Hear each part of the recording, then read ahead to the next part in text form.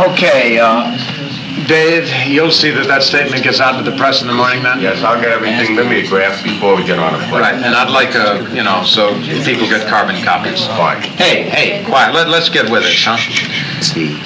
I think the next thing, really the main item of business, is what's going to happen in Washington. Tom, how do we stand on that? Well, How about that? I'd like to... Yes, Tony. I'd like to ask something. I'm wondering about all these press conferences that are planned. Yeah. I feel a little awkward about them, and I'd like to explain why. The way I feel about the civil rights legislation and about this march, I feel as a private citizen. And I somehow feel that we do ourselves a disservice by somehow trying to band this together, getting the press to cover it. I just somehow think that some people may misinterpret this as a means for some actors or for some people to want to get publicity. And I do think it's a very important point and something we ought to examine quite carefully, because I don't want our participation in this march to hurt it. Yeah, well, to go along with what Tony says, we're like sitting ducks. Everything that an actor does, people look at it that they do it for publicity because they're kind of conditioned to it. And I don't think that what we should do is make an effort to show that participation in the march is for in support of civil rights legislation. And in other words, we're not doing it as actors. I think that's the main point. Certainly, it's right to be concerned about these things, but everything an actor does, he does in the public eye. If you have a public identity, you can't abdicate it. When you take a private action, you get married, you go to Europe, you go to the movies, you go to a premiere, and people take pictures of you. Obviously, if you take a political stand like this, you do that in the public eye too. But we're not. I think the main point is we're not doing it as public individuals. We're expressing the citizens' rights to peaceable assembly. It's in the Constitution. And I think as long as we concentrate on that and not seem to seek publicity, that it's a perfectly legitimate position. What I mean is just, to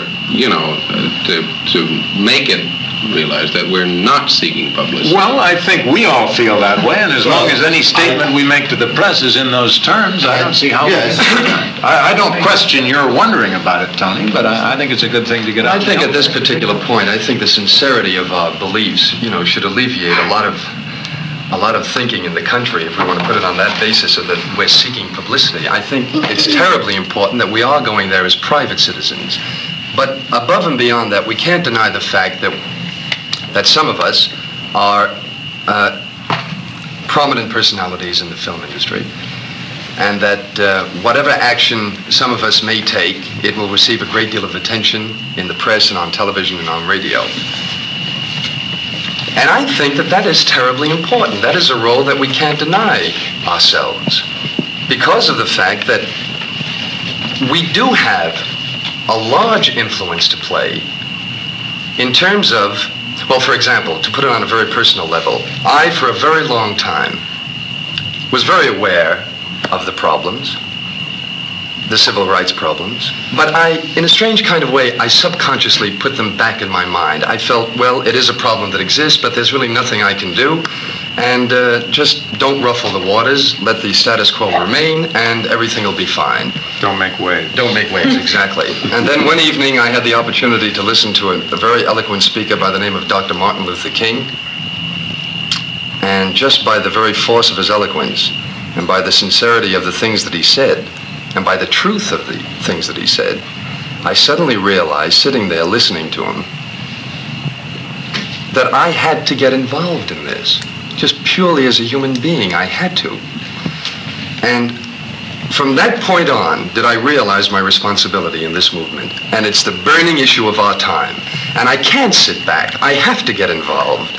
And if I may take another minute, Mr. Chairman, I felt that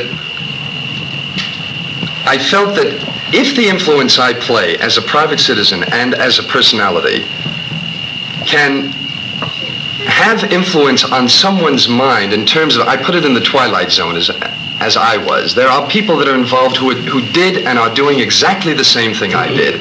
And I feel that if anybody is interested in what we do in terms of a movement in this country, if they become aware of it, then we are playing a role beyond the fact of the pure citizen role. And I think they become aware of it, and by being aware, they'll do something about it. And I think it's terribly important on that level. And if people are going to say that we're seeking publicity, then we're seeking publicity. But the fact is, your value. yes, but the fact is that it goes, it's just, it's no reason not to do what you really believe, and I think that's essential. I think it's a good point. Considered as people who are capable of having serious thought, and I think that it doesn't matter. People are interested in actors like they're interested in horse racing or auto accidents or fires, or they rush to actors like people rush to the back fence to know what the husband next door almost did to the maid while the lady of the house was on vacation.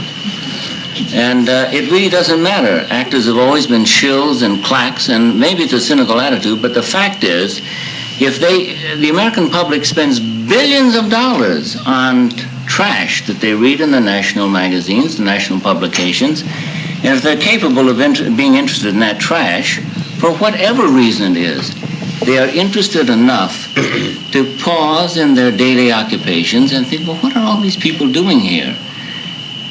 What is the nature of their being here? Whatever it is, you've seen these things in the, what do they call it, the used car motor lots where they have propellers and things to attract your attention.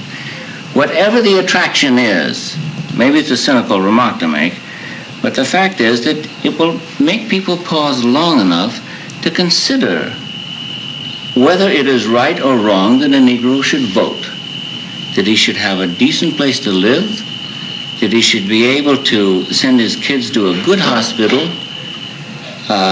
get their teeth fixed, and have a decent job. That's, if we serve that much of a function, then I think that we've served it well. I don't think it matters beyond that, and let the rest lay where it will. Okay. Well, then let's, how soon can we do it? Let Jim sit there and you coffee. I'll get out. Can I sit up? No, good. No, that's fine. That's all right. We're all set.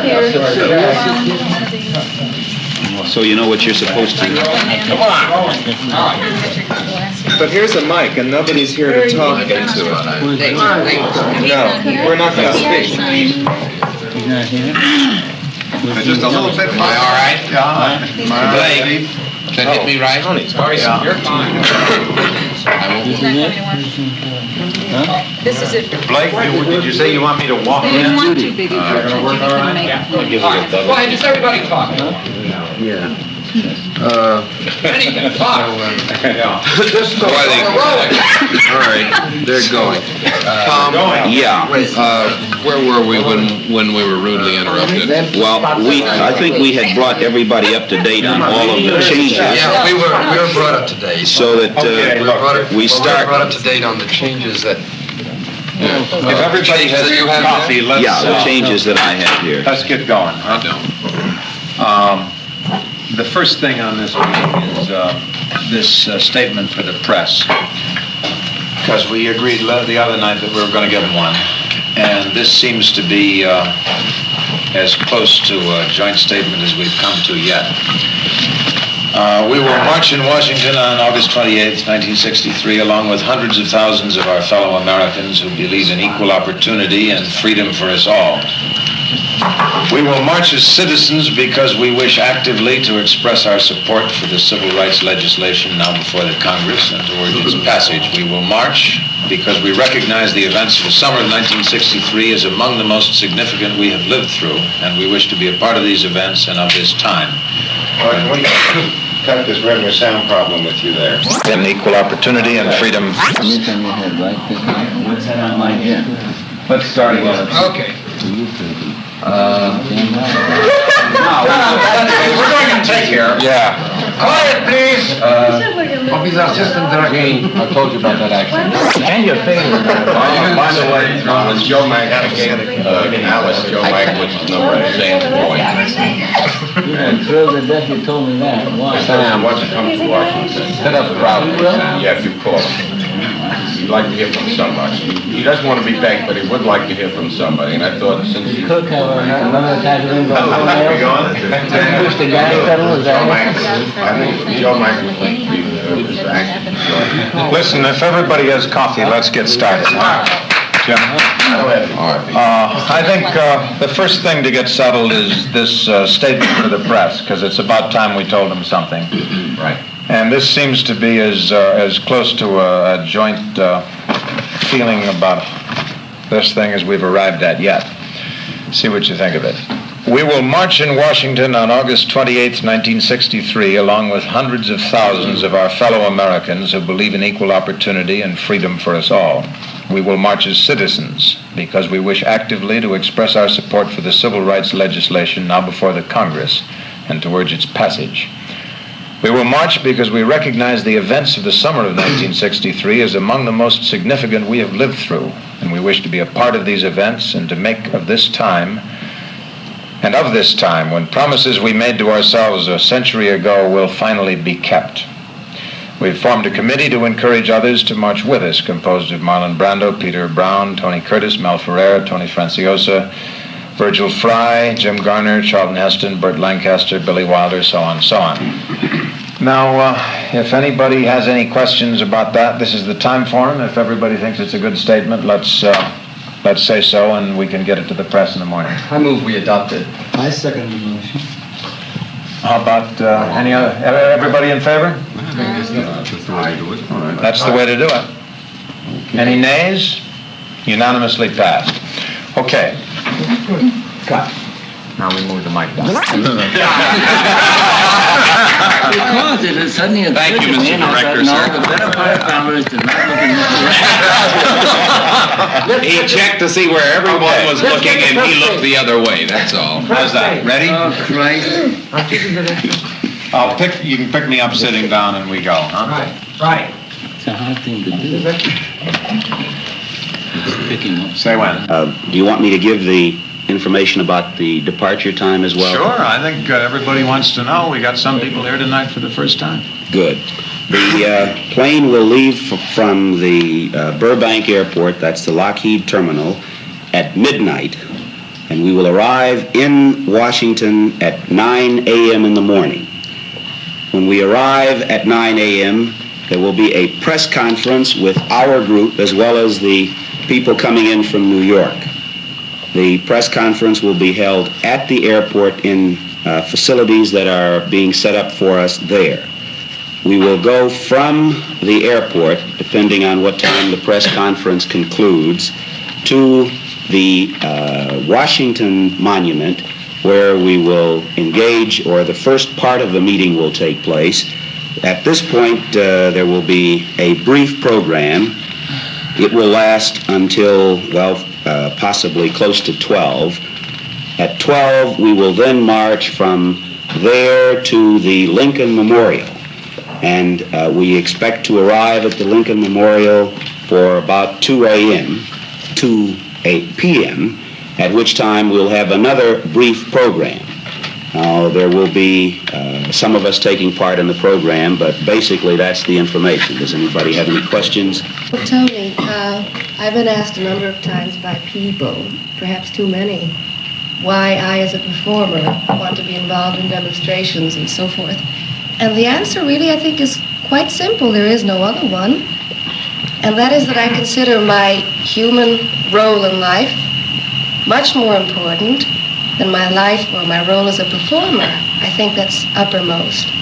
And I reject the idea that someone wants to take my right away to express my views in any way which I deem expeditious, and wise, simply because I'm a performer.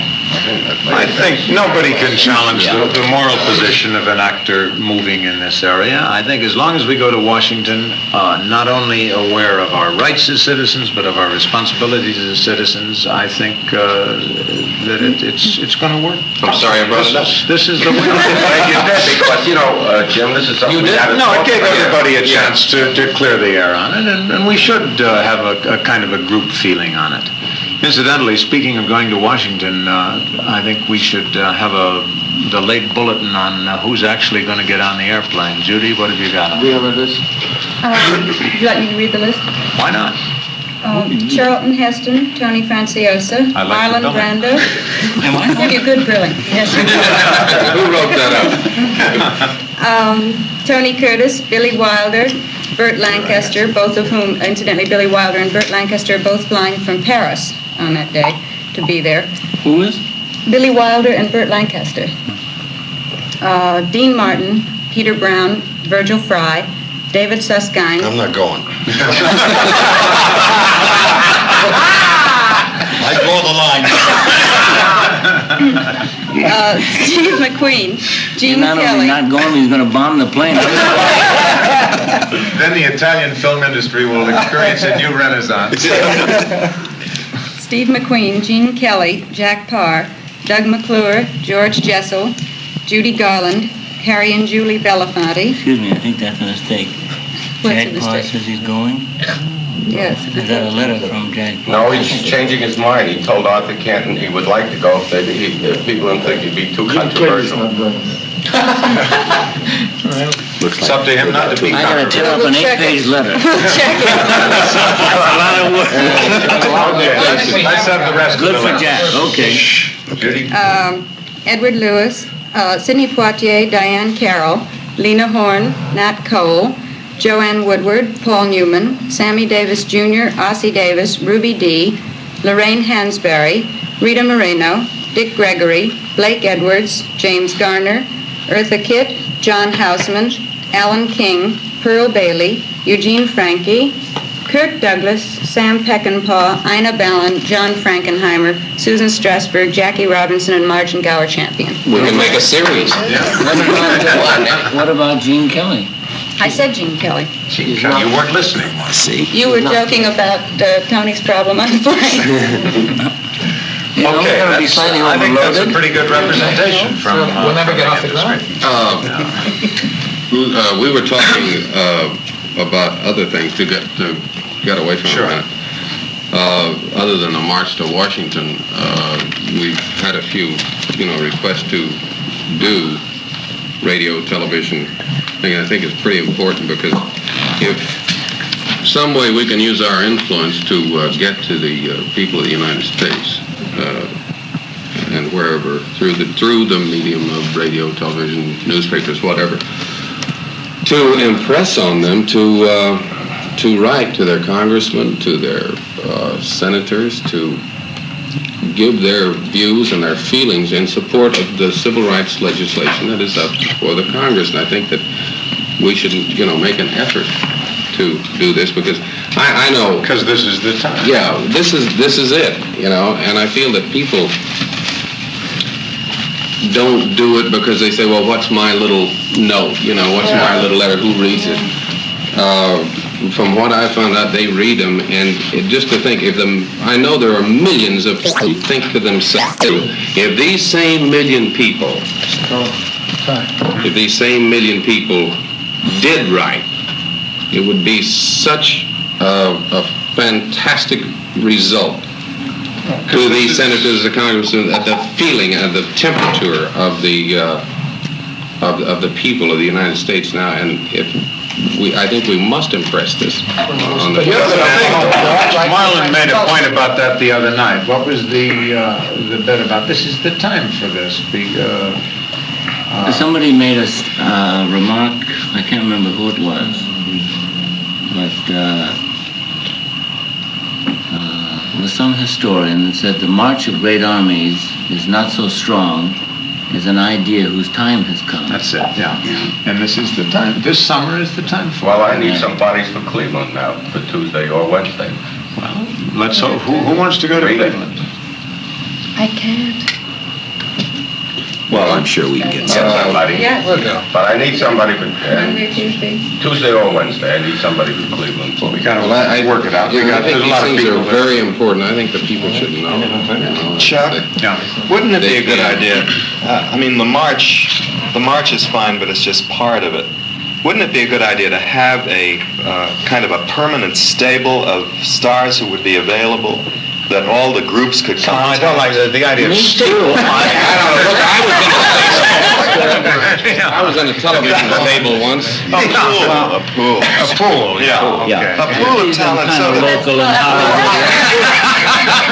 and Stuart, along that line, there are those occasions when it is important that we have the participation of personalities, because it tends, first of all, it has to be that kind of an occasion.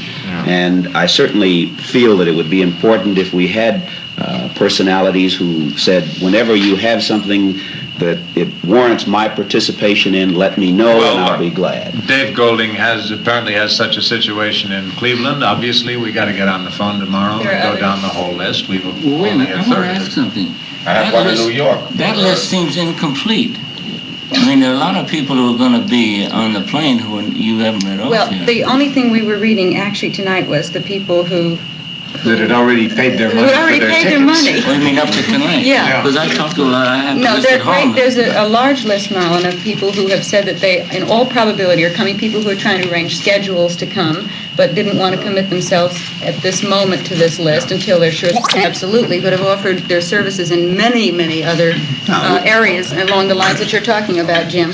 And we have I got a telegram from Gregory Peck saying that he wanted to come and that he supported the whole movement, but that he couldn't. He's shooting, isn't he? Yeah, He's shooting he at terrorists. intended to come, but he couldn't, along with Fred Zimmerman. And we have a check here from Stanley Kramer. He says he can't go, but he sent his money, which is important. Well, we'll take his money. Yeah, his money can go. Yes, I think that should be part of Did you read Wait a minute, Eugene Frankie is trying to do something. He's got money. He's got money! I wouldn't trust you. I won't trust me. Anything but Never trust an actor with money, Gene. I want a receipt. Okay. Yes, sir. We'll give you. Because I give you cash there also. Yeah, the total of the cash here is Not 2,000. cash, it included the checks. The checks. Yeah. $2,769. Signature, please. Where do you see walk out? Signature? Yes, sir. Oh, on this. On All this, right. sir. Okay. Should I give this to Tony to total and be sure that the attic... All right, gang. Do we have any more big items to come up with? Tony wants to sell his Maserati. Tony, is it true you want to contribute your Maserati to the march? Yes. Fine, I think that's very... I'd love to drive that car down to Yeah. Pennsylvania. I think it might kind of I don't cast like the the wrong expression we image used of... before about stable, so we do.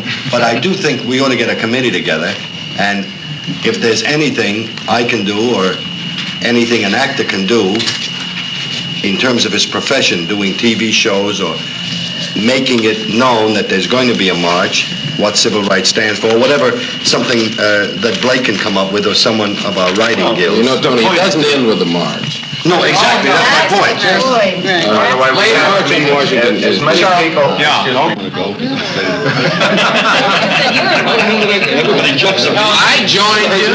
I even put it into definite words. I tell you what, Tony, I've got an idea. If we fix it at this tape, after Marlon finishes... I wish I had never read that. That's my Oh, boy. I got hung up on what that was saying. Okay, gang. I know. Yeah. Ready? Talking about the average mentality. Blake?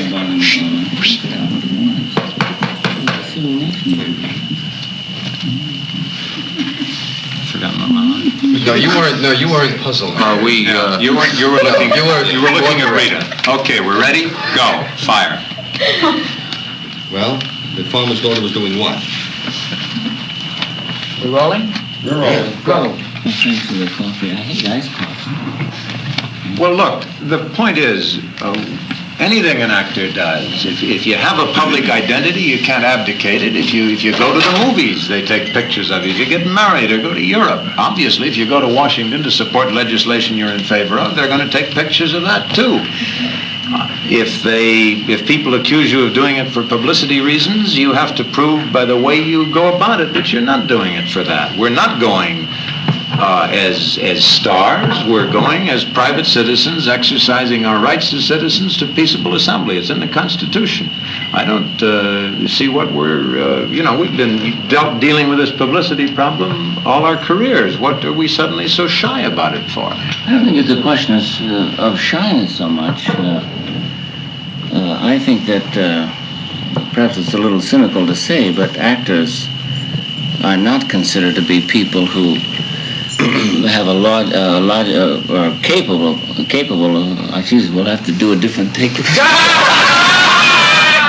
Those lipstick. Cut the close-up, silent close-up, and go back there. We can go right on. We just cut it. Got some powder, please. Because I was okay. I'm doing pickup on it. Actually, it was so bad that it threw me. What you said was completely inappropriate. So what are we suddenly so shy for? I don't think it's a question of shyness. I think that actors are regarded generally as people who are nincompoops and people that aren't capable of having a... No, seriously. You speak for yourself, Marlon. I don't know.